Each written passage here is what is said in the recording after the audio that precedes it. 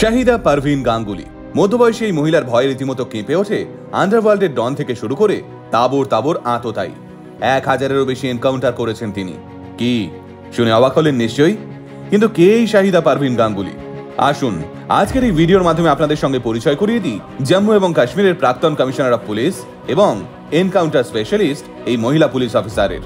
শাহিদা পারভিন গাঙ্গুলি হলেন জম্মু এবং কাশ্মীরের প্রথম মহিলা পুলিশ অফিসার। শোনা যায় তিনি তার কেরিয়ারে প্রায় প্রত্যেক দিনই অন্তত একটি করে এনকাউন্টার করেছেন। জম্মু এবং কাশ্মীরে তার পোস্টিং ছিল প্রায় 5 বছর। হিসেব করলে সংখ্যাটা দাঁড়ায় 1825। কি চমকে উঠলেন? দাঁড়ান, তবে চমকের অনেক কিছু বাকি রয়েছে।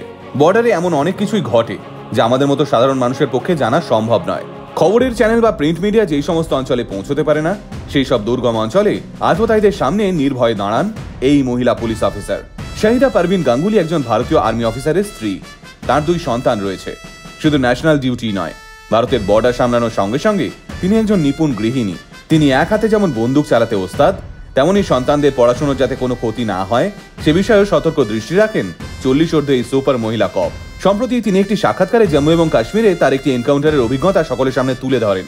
তিনি বলেন তার একজন বিশ্বস্ত ইনফর্মারকে প্রায় 200 মানুষের সামনে হত্যা করেছিলেন একদল আততায়ী। আমরা জানি প্রত্যেক পুলিশ অফিসারের একজন বিশ্বস্ত ইনফর্মার থাকে। শাহিদারও তেমনই একজন বিশ্বস্ত ইনফর্মার ছিলেন একজন মহিলা। সঠিক সময়ে সঠিক তথ্য জানিয়ে বহু এনকাউন্টারে সাহায্য করেছিলেন সেই মহিলা।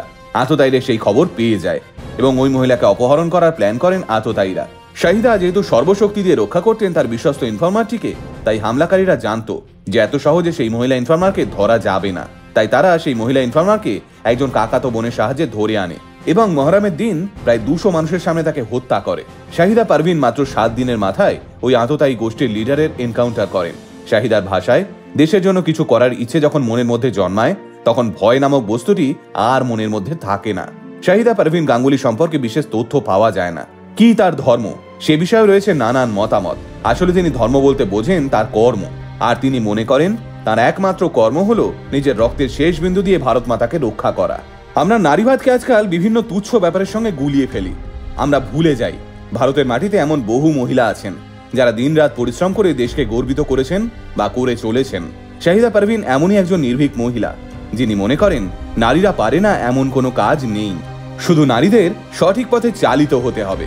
অনেকেই আবার একটা কথা প্রায়ই বলে থাকেন, হাতে চুড়ি পরে ঘরে বসে থাক। অনেকের কাছে এই হাতে চুড়ি পরা হলো দুর্বলতার লক্ষণ।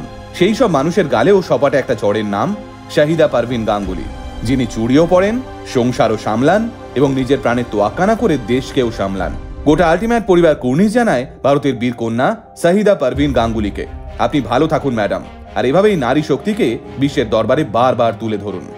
আল্টিমেট মোটিভেশন কথা বলে আমার আপনার মতো মানুষের, যারা সাধারণের ভিড়ে থেকেও অসাধারণ কিছু কাজ করে দেখায়। আল্টিমেট মোটিভেশন, বাংলায় মোটিভেশন, বাঙালির মোটিভেশন।